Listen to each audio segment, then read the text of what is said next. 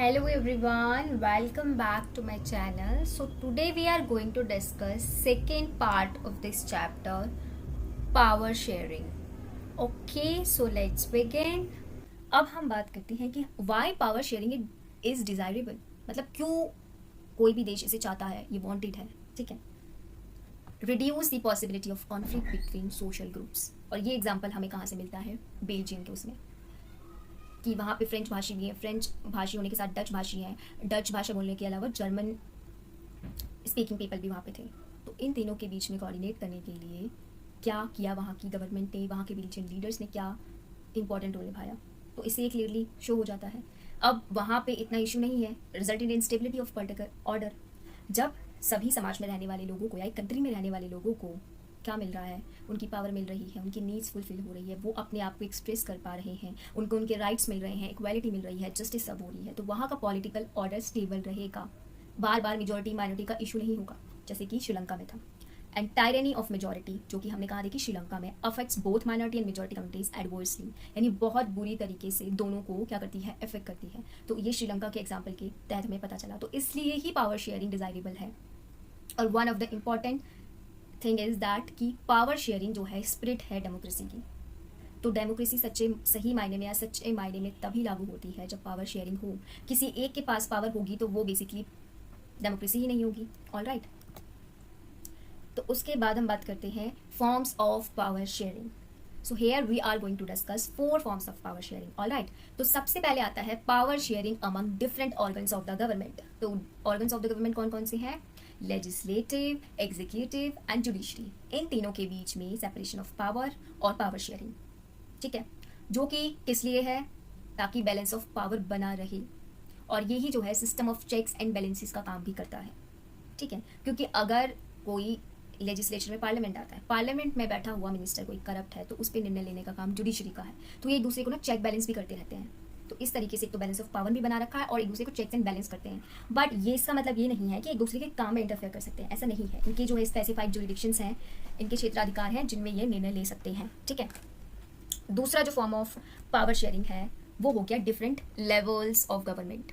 Different levels of government में आ गया अपनी यूनियन या सेंट्रल गवर्नमेंट और स्टेट गवर्नमेंट और रीजनल गवर्नमेंट. इन तीनों गवर्नमेंट्स में पावर का डिवीजन होना, ठीक है. तो ऑर्गन्स ऑफ गवर्नमेंट में पावर का डिवीजन या sharing, different level of government में पावर शेयरिंग.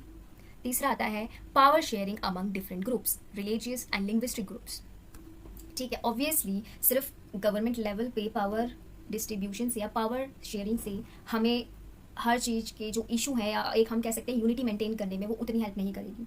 तो सोसाइटी में हमारे डिफरेंट ग्रुप्स भी एग्जिस्ट करते हैं. रिलीजियस, डिफरेंट रिलीजन्स के लोग रहते हैं, डिफरेंट भाषा बोलने वाले लोग रहते हैं, तो उनके बीच भी तो पावर शेयर करना इंपॉर्टेंट है. नहीं करेंगे तो वहाँ पे उनके बीच में इशू होगा, ठीक है. तो इसीलिए जैसे एग्जाम्पल के तौर पे यहाँ पे क्लियरली इस चीज़ को रिजॉल्व करने के लिए बेल्जियम की गवर्नमेंट ने कम्युनिटी गवर्नमेंट बनाई थी, ठीक है, उसका प्रावधान रखा था. एंड दूसरा थिंग, हमारे इंडिया में भी हम देखते हैं कि रिजर्वेशन की पॉलिसी है, और भी कई कंट्रीज़ में रिजर्वेशन की पॉलिसी है, बेसिकली जो कि रिलीजियस एंड लिंग्विस्टिक ग्रुप्स हैं और जो माइनॉरिटीज़ हैं स्पेशली उनके लिए, ठीक है. फोर्थ हम बात करते हैं power sharing between political parties, pressure groups और मूवमेंट्स, ठीक है. तो डिफरेंट पॉलिटिकल पार्टीज़ के पास भी पावर होती है, तभी तो वो गवर्नमेंट बनाती है और शासन करती है. प्रेशर ग्रुप्स एक मेजर, ये एक पर्टिकुलर एम को फुलफिल करने के लिए आते हैं. जैसे कि हमारे यहाँ पे किसान मूवमेंट्स हुए या सिटीजनशिप एक्ट को लेकर जो विरोध चल रहा था, उनका एक मेन, उसमें भी प्रेशर ग्रुप्स इंपॉर्टेंट रोल निभाते हैं, ठीक है. इसके अलावा समय समय पर डिफरेंट मूवमेंट्स चलते रहते हैं कंट्री में, ताकि वो अपनी बात जो है बेसिकली गवर्नमेंट तक पहुँचा सके. सो इसके अंदर कॉम्पिटिशन्स होता है डिफरेंट पॉलिटिकल पार्टीज़ में. अब डिफरेंट पॉलिटिकल पार्टीज़ में कंपटीशन का मतलब क्या होता है कि पावर किसी एक के हाथ में नहीं रहेगी, वो फ्लक्चुएट हो सकती है. सबके पास कुछ ना कुछ पावर रहेगी बट चेंज होती रहेगी, ठीक है. दूसरी चीज़ आती है इंटरेस्ट ग्रुप्स होते हैं, जिसमें कि ट्रेडर्स, बिजनेसमैन, इंडस्ट्रियलिस्ट, ये भी इम्पॉर्टेंट रोल निभाते हैं, ठीक है. ये अपने इंटरेस्ट को फुलफिल करना जानते हैं.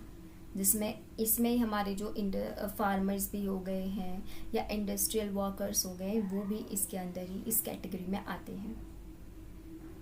ठीक है, अब ये जो पॉलिटिकल पार्टीज हो गए, प्रेशर ग्रुप्स हो गए, मूवमेंट्स हो गए, तो ये क्या करते हैं, यहाँ पे क्या करते हैं, पार्टिसिपेट करते हैं किसी भी डिसीजन मेकिंग में कंट्रोल करने के थ्रू या इन्फ्लुएंस करने के ज़रिए, या ये क्या करते हैं, प्रोटेस्ट करते हैं।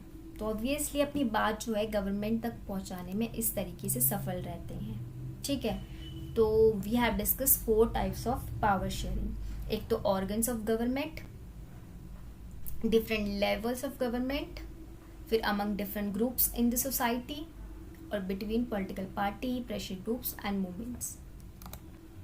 And one more important thing जिसकी हम बात करते हैं कि ये जो हम फॉर्म्स ऑफ पावर शेयरिंग का पढ़ रहे हैं, तो बेसिकली हम इंडिया के टर्म्स में इनको लेकर चलते हैं। ठीक है, तो यहीं पे ये चैप्टर कंक्लूड होता है। So we can simply define power sharing as the sharing of power between different levels of government. ठीक है, और it is the true spirit of democracy. Power sharing helps in maintaining a stable government in the country. अब हमारी country में या किसी भी country में बेसिकली डेमोक्रेटिक कंट्री है, तो वहाँ पे स्टेबल गवर्नमेंट को मेंटेन रखने के लिए पावर शेयरिंग इम्पॉर्टेंट रोल निभाती है। लाइक बेल्जियम में उसने इम्पॉर्टेंट रोल निभाया, उसको बेल्जियम को उसकी इम्पोर्टेंस पता थी। ठीक है, बट वहीं पे श्रीलंका ने उसे नेग्लेक्ट किया, रिजल्टेड इनटू सिविल वॉर। ठीक है, so we have discussed already discuss कि कैसे पावर शेयरिंग वर्क करती है श्रीलंका में और बेल्जियम में, और इंडिया में भी हमने ये पढ़ा जो फॉर्म्स ऑफ पावर शेयरिंग हमने जस्ट डिस्कस किया। ठीक है, ये इंडिया के टर्म में है, बाकी आगे के चैप्टर्स में हम और डिटेल्स में इंडिया पे ही फोकस करेंगे।